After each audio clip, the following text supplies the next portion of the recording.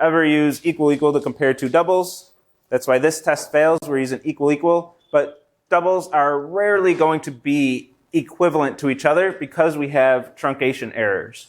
We talked about truncation errors last time. Let's talk about solutions for that, of how to adjust for this and how to not adjust for it, but write code that's not going to be affected by these truncation errors. Because if we're just checking if two doubles are equal to each other with equal equal, that will sometimes work. Sometimes the truncation errors won't be there. Sometimes you'll be able to represent your values exactly in binary, but not always. So it's a good way to write bugs that sometimes show up and sometimes don't show up, which is going to be a really tough time to debug. Those are the hardest bugs to find, the ones that just sometimes happen. Especially if they're pretty rare. Those are really tough ones. You never find the bug in all of your testing. You deploy it to your users, and the first user that uses it, or maybe even the millionth user that uses it, has the exact set of circumstances that finds the bug. Using equal equal to compare doubles is a good way to have a bug like that, which is not what we want. So we need to be aware of this whenever we're writing code that wants to know if two doubles are equal to each other. We're going to do something like this. We're going to do something like this where we're going to allow some tolerance in those values. So we're going to not check if these values are exactly equal to each other, because a lot of times they won't be. We're going to instead see if they're within some small value of each other. So we have this constant, and I set this up in a different way. I did a little bit of this last time, but so a little this is review. But we're going to set this up in a way that I don't really have to. Like I could just say assert true math.absolute value d1 minus d2 less than 0.001. I could just do it like that, but we want to do things a little bit, I don't know, fancier. I just want to show you more things. You're in CSE 116, you're taking a second course in CS. I want to show you more stuff. So I'm going to set it up in a little bit elaborate way so I can talk about it. Yeah? Does epsilon set to be 0.001? No. Nope. So your choice of epsilon, what your allowed tolerance is, I'm using 0.001 here, but that can change based on your application. Whatever you're comparing at that given time, you might want to choose different values for that. For the purposes of 116, I'm pretty sure all the assignments are set up where 0.001 is going to be fine for you. These days, that wasn't always the case. I used to have a problem where you're comparing distances between cities on Earth, given latitude and longitude, and the data set we had only had latitude and longitude out to so many significant figures on the latitude and longitude values, which would mean your distances between two cities using greater circle distance, so everybody had to code that up instead of Euclidean distances. And the accuracy wouldn't always be within like 1 kilometer. It would be, close, but not always exact, depending on how everything was calculated and all that. So then epsilon was expected to be 1.0, and that was one of the challenges of that homework, setting the right epsilon. I don't do that anymore. Maybe someday I'll bring that one back, but this is something in the long term, like your whole career, something you got to think about. What tolerance is acceptable for those distances? So distance between cities on Earth, maybe within 1 kilometer is fine. Maybe even within 10 kilometers is fine. Well, maybe that's a little excessive. If you're doing some physics simulations and you're calculating the distances between atoms, maybe you need a much, much, much smaller epsilon. Maybe epsilon should be 0 at that point, and you shouldn't even be using doubles. You should use something with infinite precision that can exactly represent doubles at that point.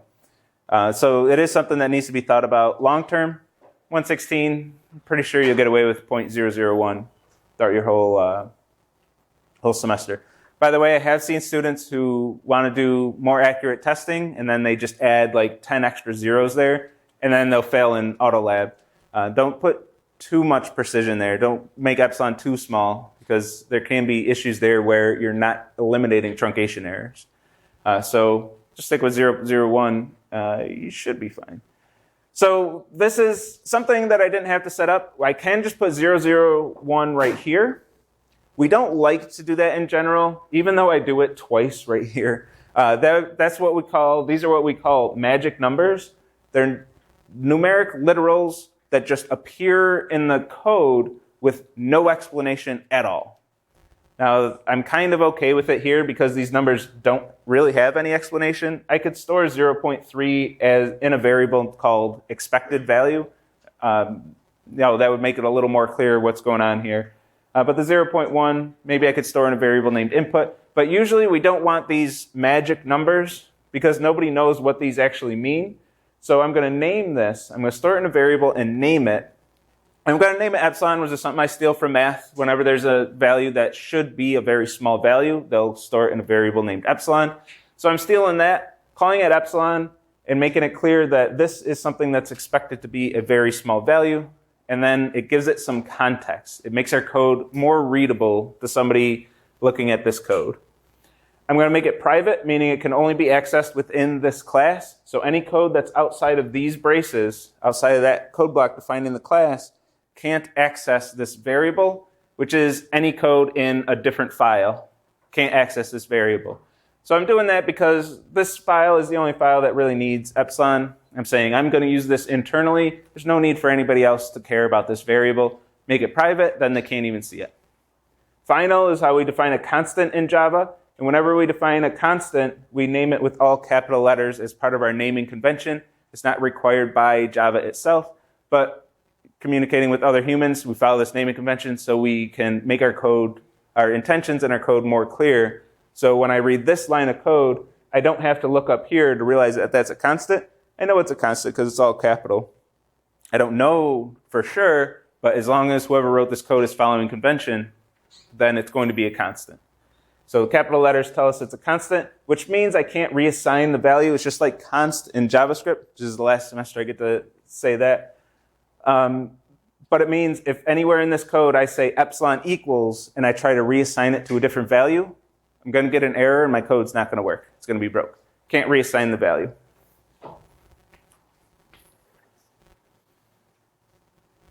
And your choice, I kind of went off on this already, but your choice of epsilon can change based on the context of what two doubles you're comparing, what kind of meaning those two doubles have.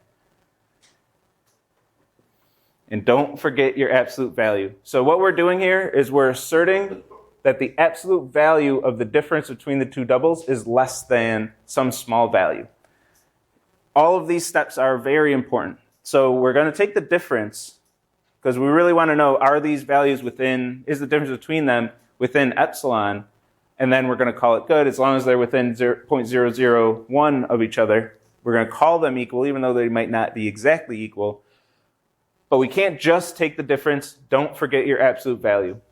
So the issue with this is if D2 is larger than D1, then the difference is going to be negative.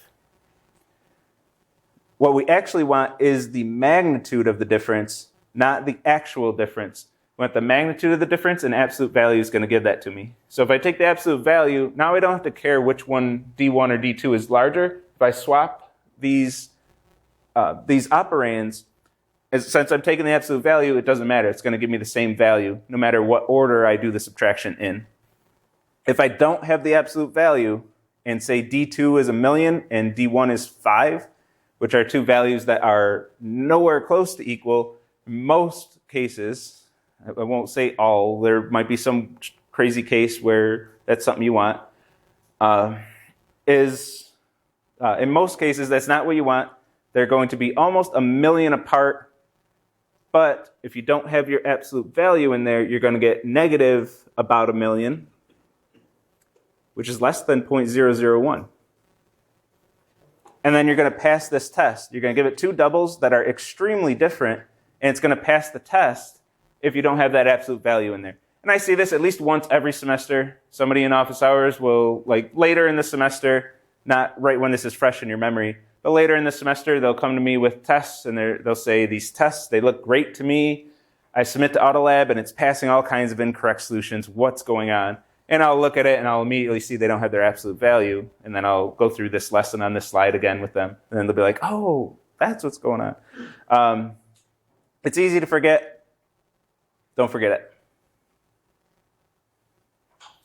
And there is a simpler way. If you want to take the shortcut, this is the first semester I've shown this right along with, man, my missing space is bugging me. I missed one on the previous slide too.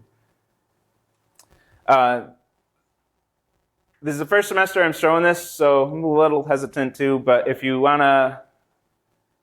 to use an easier way, assert equals will compare doubles the same way. So if assert equals, you give it two doubles as your arguments that you want to compare, it's not going to check if they're equal. It's going to take a third argument, which is your epsilon value, the tolerance that's allowed in these two doubles. So we're going to say, hey, library, are these two values equal within 0.001 of each other? And as long as they're within that tolerance, they're going to be called equal, and this is going to pass the test case. So instead of doing this, I really want everyone to still understand this, but I'm not going to require it so much like I used to do. You should still understand that this is what assert equals is doing. It's taking this, bless you, it's taking this as your tolerance and checking if those two values are within that much variance of each other. But no matter what you should do, never, ever, ever use equal to compare doubles. So you can write your helper method. You can use assert equals with a third argument. If you don't put the third argument in there, you'll get a warning here. The library will say, hey, I really need that third argument. Or any other way that you can allow some tolerance here, but never, ever, ever use equal to compare two doubles. Don't use equal to compare two strings either. Don't do it. It's just asking for obscure, randomish bugs. Don't do it. And one other thing, when we set up this test, I used a helper method here. Hopefully they use that term in 115, but I'm using a helper method, which is a method that isn't necessarily required. This isn't a method that I have to do what I'm trying to do, but it's there to help me write better code. So if I have test cases where I'm comparing doubles 100 times, I'm not going to write this line of code 100 times. I'm going to call my helper method 100 times and make it a lot easier to do this. Where my compare doubles method that I'm writing is effectively the assert equals method that we used on the next slide. So compare doubles is a helper method, which you can have in your test classes. Just don't annotate it as a test. So this is why we have to annotate our test methods as tests instead of just saying, hey, every method in this class, just treat it like a test by annotating like the class itself. We don't do it that way because we can have these helper methods. The helper methods are methods we write and just don't annotate as tests. They're there to support our tests and make our tests easier to write, help us organize our code better. And then anything that's actually a test that the library should call, the JUnit library should call, annotate it as a test. Okay, any questions on comparing doubles?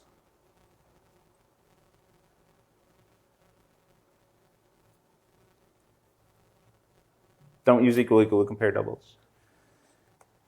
Ever, ever, ever.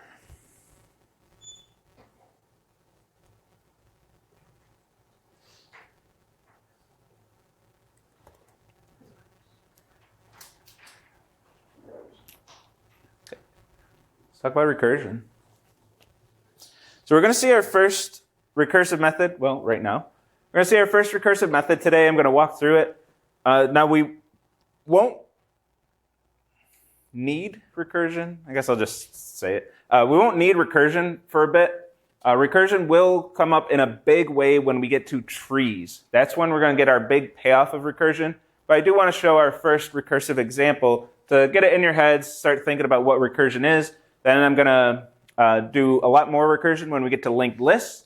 And then when we get to trees, that's where we get our big payoff, where you're going to want to use recursion for the first time. So this is our first example. We already seen everything that we need for programming task 1 as of Wednesday. That's everything you need for programming task 1. You're free to, what am I saying? You have everything you need to do it. You can complete that assignment right now with what you know. You don't need this for programming task 1. And I forgot to mention it, but programming task 2 is out if you want to take a look at that. If you're done with task 1, you want to get a look at what it is. what the next thing is. But we haven't started the content for assignment 2, so it's not much you can do right now unless you do read ahead and get ahead on things, watch last semester's lectures, things like that. Okay, so recursion. Let's get our first taste of recursion out there. And I'll maintain that recursion, going through this example, like looking at this code right now, you shouldn't really be able to understand what's going on here. But we're going to go through a memory diagram and explain step by step what is going on. And I will bet that you can follow that memory diagram and see exactly how this method works. The recursion is something where staring at the code can get a bit confusing. But when we go through the memory diagram and I show you like just what's happening when the recursive method is called, I think it dispels a lot of the mystery. I think memory diagrams are a great way to learn recursion. So let's talk about what recursion is. Recursion, a recursive method, is a method that calls itself. That's what makes a method recursive. It's a method that calls itself, or a function. Functions can be recursive, but we're in Java, we only have methods, so we're going to talk about recursive methods. And of course, I'm going to use a simple example. We're still early in the semester. I can't make I shouldn't make my examples too complex. We're adding two numbers. Yes, you would just do return a plus b. That's all you would need to do for this method. And honestly, you would just do int result equals 4 plus 3 and wouldn't even write an actual method for it. Yes, that is what we would do in the real world. This is going to be a horrible way to add two values. But it gives me a good reason to show you recursion without getting bogged down on what is the method supposed to be doing. I used to have an early recursive method that I'd use in lecture that found the alliterations, all alliterations of an input string, and it was wild. Bless you. It was a wild method, and I realized that I shouldn't do that. Let's focus on recursion, not what the actual method is doing. The method, trivial to understand what adding is. You might not believe me that this method works, but trivial to understand what it's supposed to do. I'll maintain that it works, but you shouldn't really believe me out the gate, unless you do already understand recursion. Then by all means, verify. So we're defining a method named add, right? I have a method that I'm writing. It's called add. This method, as part of its definition, calls a method named add. So where's this method called add coming from in the method that we're writing named add? Well, it is itself. It's calling itself. This is what makes this a recursive method. It's a method that's calling itself. These are the same method. Add is calling itself. So we're not even done defining the method. We're still writing the body of the method. It's not even done yet. Yet we're using its own definition to define itself. It's wacky stuff. But we're going to see how this works and see that it's actually not too wacky. Side question, are Autolab submissions unlimited like 115, or do you only get one chance? They are unlimited. So this is a recursive method because it calls itself. Hopefully I said that enough times. You know the definition of recursion? Okay. I had somebody get the lecture question wrong. and I'm like, wait, I say it like 5 times. So let's see how this works with a memory diagram. So let's memory diagram this and see how it works. I'm not going to stand here and explain how recursion works. I'm just going to show you how it works. I think it's a much better way to understand how recursion works. So let's do a memory diagram. It starts off similar enough to any memory diagram we've ever done. Start with the main method. I've had this question a lot in the past few weeks. We're always going to start with the main method no matter where it is in the code. So as long as there's a main method somewhere in the class, that's where we start. And by convention, it's usually the last method in the class. That's usually where you should look for a main method, is the last method of a class. There's a specific order where we put all our methods in, and main is last in that order. By convention, again, Java doesn't have any requirements. Main can be the first method, can be the last method, it can be in the middle of a class. Java will still run that code, and it will still start with the main method. Doesn't matter where that method is. So starting at the bottom of a class is a little trippy at first, but Java's just looking for the main method, that's where it's going to start the code. If it's public static void main all lowercase takes a string array as an argument, that's where Java is going to start the program. And this program starts, we've seen this plenty of times, it's going to start with a method call. We're going to call add of 4.3. We're going to create a stack frame, label it as add, get the return arrow going to the variable where it's returning. The return variable, the variable that we're returning to, doesn't get any value yet, but we are going to put it on the stack. We put the parameters on the stack inside the new stack frame, assigned to the values of the arguments. So A gets 4, B gets 3. So that's our first, that's our stack frame. Again, everything starts off innocent enough. We've seen this enough times. We've seen this a bunch of times. We're going to start running through our code. If B equals 0, B is 3, definitively not 0, decidedly not 0. Else if B greater than 0, that's true. 3 greater than 0, and we get to our first recursive call. This is a recursive method because it calls itself. We got to a call of itself. So what do we do here? And here's the beauty of it. The trick with recursion is nothing. It's just a method call. Why would you treat it any different? It's just a method call. The same thing we did here when we had a method call for the add method, we're doing the same exact thing here. We're calling the add method and starting back over with a new stack frame in this method. Now there's a few little things. One thing that I forgot, I kind of just misordered things a little bit, and I never showed this in lecture, but you all seen it in lab, so I know you all know it now, is what do we do when a stack frame is created from within another stack frame? We do not nest the stack frames. We put the stack frames outside of each other. The stack frame, any stack frame, is an isolated environment specifically for that method call. So we don't have any stack frames nested inside other stack frames. They are completely separate environments. They do not nest. Unlike code blocks that do nest, because the code block is executing inside that stack frame, and we can have code blocks inside code blocks inside code blocks inside a stack frame. That's fine, but we can't have two stack frames inside each other. These solid lines we cannot cross, completely separate environments. We have two completely separate stack frames, and actually 3 completely separate stack frames with the main method stack frame. They do not nest inside each other. That's not just a notational thing. It's not just we decided that's how memory diagrams should be. That is actually how the computer treats them. When a stack frame, or a method call here, when a method call calls another method that's going to create another stack frame, it will go to the next available memory address in the stack and create that new stack frame down in that location, mark it as a new stack frame, and say, do not cross this line. Any variables before this point, you can no longer access until this stack frame is removed from the stack. So we want to be accurate. We want to represent what's happening inside the device as best we can, and that's what stack frames do. That's how stack frames are handled. Stack frames do not nest. And I did that in lab. Example 2, I didn't even think about it, but I had stack frames creating stack frames, and I didn't even think about it. I didn't show an example like that in lecture, but I also think that's okay. That lab can lead lecture sometimes in some topics. The TAs were happy they got to teach you something. All right, so we create a stack frame. When we're resolving variables, because we're going to have multiple stack frames, each with their own A and B.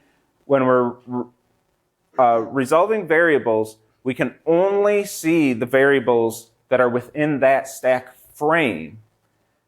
And we had these repeating variable names. I had this cute example last week or earlier this week, I don't remember, where I'm reusing variable names, which was fine because they were in different stack frames, that we can reuse them. But the example that I had, there's no reason to reuse those variable names. I could have just chose different names for those. But I did that to show that we can do that, because when we have recursion, we have to do that. we cannot change the variable names. We can't change these parameter names. We can't say, hey, call add again, but change the variable names each time it's called. Bless you. Change the variable names each time it's called. That's not something we can do in programming. It's not something we have the power to do. They're stuck, A and B. That's what they're going to be every single time this method is called. And if it's calling itself, we're going to have multiple A's and multiple B's all on the stack at the same time, but they'll be in different stack frames. And that's a big reason why it's important to have stack frames that are isolated from each other, so we don't get confused as to which A and which B we're talking about, because it's always going to be the A and B of the stack frame that's on top of the stack, which is, when this is called A plus 1, well, in this example there's only 1, but A plus 1, 5, 4 plus 1 is 5, 3 minus 1 is 2. So when we call add, it's another method call, just as usual. We're going to get A and B, the parameters on the stack inside that stack frame, equal to whatever the argument expressions evaluated to, which were 5 and 2 in this case. And now that this stack frame is on the stack, this stack frame is now on top of the stack. It is the active stack frame. Now, whenever we look up A and B, it's going to be 5 and 2. We cannot see these variables. We can't access them. We can't read them. We can't write to them. We can't change their values. We can't do anything with this A and B until that frame is on top of the stack again. And it's a little confusing. I say top of the stack, even though we draw these upside down. So it's the bottom of the stack visually, but the top of the stack conceptually. Only the frame on the top of the stack, which is the lowest stack frame that is not crossed out in our memory diagram, that's the active stack frame. So we can only access variables inside the active stack frame. We have no access to anything outside of the active stack frame. We have to wait for this stack frame to return and be removed from memory before it's removed from the stack and then exposes this stack frame again. And we're going to do this again. B is still not 0. B is greater than 1. Another stack frame. A at this point is 5 in the active stack frame. B is 2 in the active stack frame. So our next stack frame is going to be A equals 6 and B equals 1 that's added to the stack. And with recursion, I say there's no trick, but a little notation thing. Our return arrow isn't returning into any variable at this point, but this is a special case for recursion only, where if we're returning and not returning into a variable, we'll show the return arrow to the previous stack frame that it's going to return to if it's a recursive call. So I'm drawing my arrows. This is going to return to this stack frame, which is just going to return that value to the other stack frame, which is going to return that value to the main stack frame. So we'll draw our arrows to show where the return values are going. And in this example, we won't actually see the return values in our memory diagram for what it's worth. You'll see that when we get to that part, which is usually something which will be true, but it's something I'll usually avoid in the quizzes. When you have a quiz, I'll say something like int c equals add of a plus 1, b minus 1, and then return c, and then you draw your return arrow to that variable c. I'll usually do something like that just to make it clear what the return value is and where the return value is going. Okay, so this stack frame is just a method call, same as all our other method calls. No magic, no tricks, no nothing. We just go through the method again. So b is not equal to 0. B is greater than 0. Do it again. Another stack frame. And at this point, we're finally going to see something different. This stack frame, B is 0, so we're going to see something different. But before we get to that part, we have 4 frames on the stack right now. 5 if you count this main stack frame as well. But we have these stack frames, 4 recursive ones, on the stack. Only one of them is active right now, this stack frame, and all 3 of these other stack frames and the main method stack frame are all sitting there patiently waiting for their turn to be at the top of the stack again. They're completely inactive. They can't do anything. We can't access them. They're completely isolated from the current stack frame that's running in the process. This is the only stack frame that has any control right now. The other ones are just waiting to be on top of the stack. We can't access their variables. We can't do anything else except access this A, this B, and run code in this stack frame for this method call. That's all we can do right now. So all these stack frames are sitting here, right here, waiting for this expression to evaluate, which is going to be when it returns, when it gets its value back from the stack frame that it created for this method call, then it can continue its execution. So we have this stack frame. Any specific reason for the main method being last? Not that I know off the top of my head. It's just how it's always been. So I've just always done that. I blindly just followed that one. It's just convention. If I were to guess, like, we all need to agree on some place to put it. We could choose the top. We could choose the bottom. The first developers chose the bottom, and we stuck with it. That's my guess. I don't care where it goes. As long as we're all consistent, then it's easier to look at somebody else's code because you know it's going to have some similar structure to all the other code you've ever seen. So we just stick with that. There might be a better answer, but for me, I don't know. I'm fine with that. I'm fine with just it being convention. Okay, so this method, B finally equals 0. So we're going to return A. So A resolves to the value 7. And that's what this stack frame is going to return. We finally have a stack frame that's going to return. That means that stack frame is removed from memory. It's going to return the value 7 to this stack frame, and this stack frame is now on top of the stack again. Remember, when a method returns, that stack frame is removed from memory. We cross it out in our memory diagrams, but this stack frame is gone. It's erased. It doesn't exist anymore, which means this stack frame is the top of the stack again, and that's now the active stack frame again. That stack frame was waiting for this method call to resolve, this add of 7 and 0. It was waiting for that to resolve. It finally resolved, and it resolved to the value 7. So now it can continue its execution and finish up its execution of this method, which is just going to return 7. So it gets its return value, returns 7, removes itself from the stack. Once a method returns, its stack frame is destroyed. We're back to this being the active stack frame. So right now A is 5 and B is 2. It's going to get the return value of 7. That's what add of 6 and 1 returned. So it gets that return value of 7, and all it's going to do is return it. This stack frame is finally the top of the stack again. It gets the value 7. That's what add of 4 and 3 resolve to, because this stack frame returned 7. That's what it resolved to is 7. And it's just going to return that value. And finally, back to the main method that was calling add of 4 and 3. That stack frame finally returned. The main method stack frame is now at the top of the stack again. It gets the value 7, and it happily prints it to the screen. We have an elaborate, I do like recursion. We have an elaborate way of printing 7 to the screen. A program you would never actually write unless you're doing a lecture example. Started from the bottom, now we're here.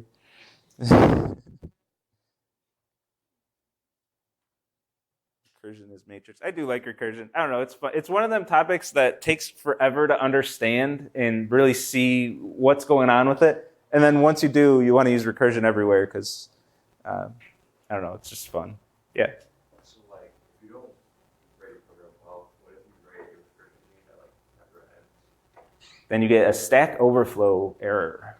So, for example, we could have, if we didn't have this if b equals 0, this is what's called our base case. When we get to more recursion, I'll explain more of all the terminology and what's going on here. But I'll do a little bit here to answer your question. This is what's called the base case. This is a situation where the method is called that doesn't make another recursive call.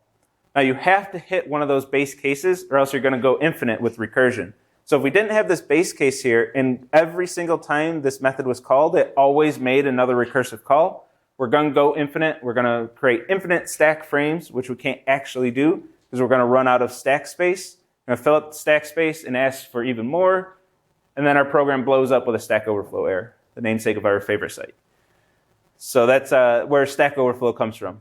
Blow up the stack. So we want to avoid that. And that can happen if you just create too many stack frames too. If I try to call add of a billion and a billion, I'm going to get a Stack Overflow error, kind of. I don't know how far I want to go down that rabbit hole right now. This is technically tail recursive. I forget exactly how Java treats that. Java might not blow up in this case because each stack frame, when it makes its recursive call, the only thing it's doing is returning whatever that recursive call resolves to. So in that case, some languages by default, I think Java does, will actually squash all those stack frames to one stack frame. Instead of creating 4 stack frames, it'll keep reusing the same space because these 3 stack frames were done doing any work. All they're doing is sitting there waiting to return a value. Java will see that, and I believe Java will see that, and just keep reusing the same space, and then just return from here right to here without saving space for these 3 stack frames. So this one might not blow up, but a lot of recursive methods will if you have too big of inputs. Not stuff we have to worry about quite yet, but I think it's fun stuff. Can we use recursion to defeat AI Robocops? You can do anything you can dream. Yeah, go for it. All right. Any other questions? Yeah. I went through the lab example when it showed it. Oh wait, no, it didn't show recursion. No. Yeah, the lab example wasn't recursion, but it was a method that called a method that called a method. So you did have 3 stack frames. You still had to separate your stack frames. And I believe I reused variable names there just to hammer that point home. Okay, good. Yeah, I was going to say if I didn't, I meant to. So recursion, like you'll never be reassigning the variable that are within a single stack frame. It's just returning the value from the most current to the one that becomes. Not always. Yeah, what I just explained there was specifically because that's the way I set this one up. But I could have the recursive call and then some extra stuff that the method does and then returns. We can and will have recursive methods that do that. Like the only other recursive method you probably seen by now, at least in a classroom, is merge sort. And merge sort has 2 recursive calls and then combines the return values of both those recursive calls. So we can have a recursive method that does extra work after the recursive call. This example just happens to not. This one, each stack frame is just done with its work by the time it makes the recursive call. Do they still show merge sort in 115? I didn't get any. One no. I got 1 no and about 100 abstains. I'll take that as a no. We used to show it in like half a lecture. We would cover sorting and just rip through merge sort. We'd be like, here's merge sort. Isn't that cool? And then they don't explain how it works because it's way too early to talk about that. It's a pretty intense recursive method. But I think it's still too early, so I'm not going to talk about it. Let's move on. Any other questions before? Okay. Can recursion solve global warming? Sure. Recursion save my marriage? Yes. Recursion could do anything. So our first big payoff for recursion, I think I said this at the top of the lecture, but just a reminder, our first big payoff is going to be trees. When we get to trees, that's where you're going to see, that's the first time you're going to want recursion. I have this one example here, then we're not going to see recursion all next week. And then the following week for linked lists, I'm going to use a lot of recursion and build on what we saw today. And you're going to say, why would I ever use recursion here? I'm just going to use loops for the rest of my life. And then when we get to trees, that's where you're going to say, I want recursion now. That's where recursion is going to save you a lot of time. I'll have methods that'll be like 3 to 5 lines with recursion that'll do everything we needed to do with our trees. And I won't even show the non-recursive methods. I'll challenge you all to write the non-recursive methods. And there have been students who will take me up on that challenge each semester. It's always fun to see their solutions. Their solutions for the same up to 5 line methods are like dozens of lines, about 50 lines of code at least, to do the same exact thing without recursion. So the big benefit of recursion is going to be saving you time writing your methods. If you don't, if you say, nope, never using recursion, you can still do everything that recursion can do without recursion, but it's going to take you a lot longer in certain cases. Now I'm tripping myself up. Can you do everything? It depends what you mean. You can do anything, but it won't always have the same properties. With recursion, you can let's talk about interpretation and compilation. I'm going to end up giving a whole lecture on that if I keep going down that. You won't always have the same properties. You won't always have immutability is the big property that we get with recursion. So if your program needs immutability, you might need recursion, but it's not a topic for that we need to know right now. Interpretation versus compilation. So interpretation, this is, aside from recursion, these are slides that I just don't know where to fit anywhere, and this is the first time where we have like a few minutes in a lecture where I could stuff these in. So let's talk about it. Interpretation versus compilation. Interpretation is when your code is just straight up executed one statement at a time. Compilation, your entire program's translated into another language, and then that language is interpreted. JavaScript and Python are interpreted languages. So in CSE 115, you use nothing but interpreted languages. When your code runs, the interpreter is running your code one line at a time, executing the first line, executing the second line, so on and so forth. When you have an interpreted language, it's common, if you have errors at all, to have runtime errors. Since it's just blindly running into your code and running it, if there's an error on line 20, it's going to run lines 1 through 19, get to line 20, realize that there's an error, and crash. That's what's going to happen with your Python code and your JavaScript code, because it's interpreted. But your program runs immediately. Like when you hit go on a Python program, it goes. Like it doesn't hesitate at all.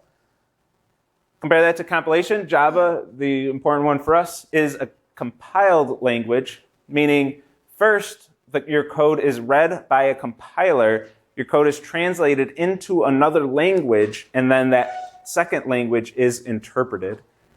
Some compiled languages go right to machine code. C and C++ will be compiled all the way down to machine code, which is interpreted by your processor at the lowest level possible. Java is compiled into Java bytecode, and then that code is executed. The big difference here, you don't have to understand all the intricacies of this, but the big difference here is that you're going to see, if you have errors, they're going to be compiler errors in most cases. You'll still get runtime errors in Java, but most of your errors will be compiler errors, meaning you go to run your code, the compiler tries to translate your code into another language, and it can't. You have some issue in your code, maybe a type mismatch, missing a semicolon, anything in your code that is that the compiler can't read your code and translate it. It's going to say, yo, this doesn't work, give you a big old error message, and say, fix your code because I'm not touching it. Which means, in that example where you have an error on line 20, lines 1 through 19 will not execute in Java because the compiler just can't translate your code, so it can't run anything. It can't run even a single line of your code.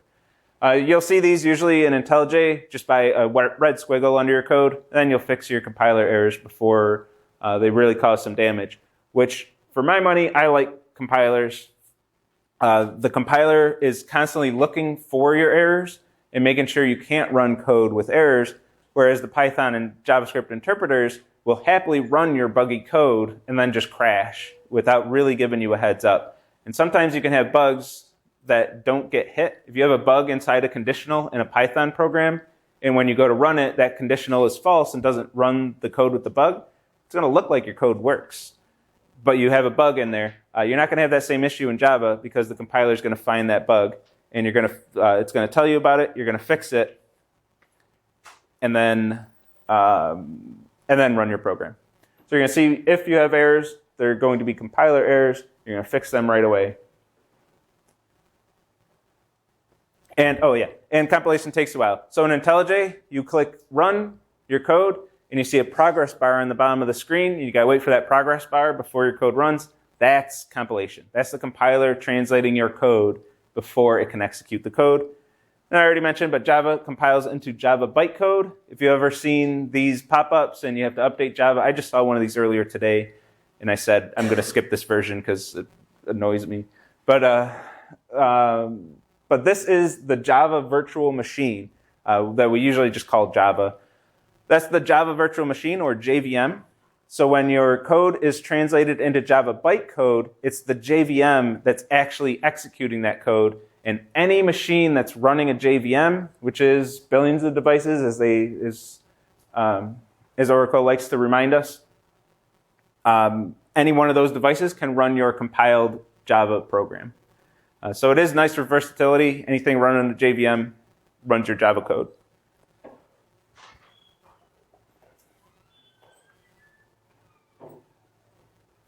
We actually have a tiny bit of time. Oh my goodness, I don't have it open? Yeah. What's your favorite topic in Java? My favorite topic in Java? My mind's just going to recursion. I don't know if I can say that. Probably polymorphism, actually. I'd say polymorphism. There's a lot of, we're going to learn about classes and inheritance, and we see some benefits, and I'll sell them when we get to them and tell you how awesome classes and inheritance are. But really, those are all, in my eyes, that's all set up. Classes and inheritance are all set up to polymorphism, which is the big payoff. You need classes, you need inheritance to use polymorphism. Polymorphism is the big payoff for using object-oriented programming, in my opinion. Other people will give you different answers, but I think polymorphism just gives us so much power that we enable through the rest of OOP.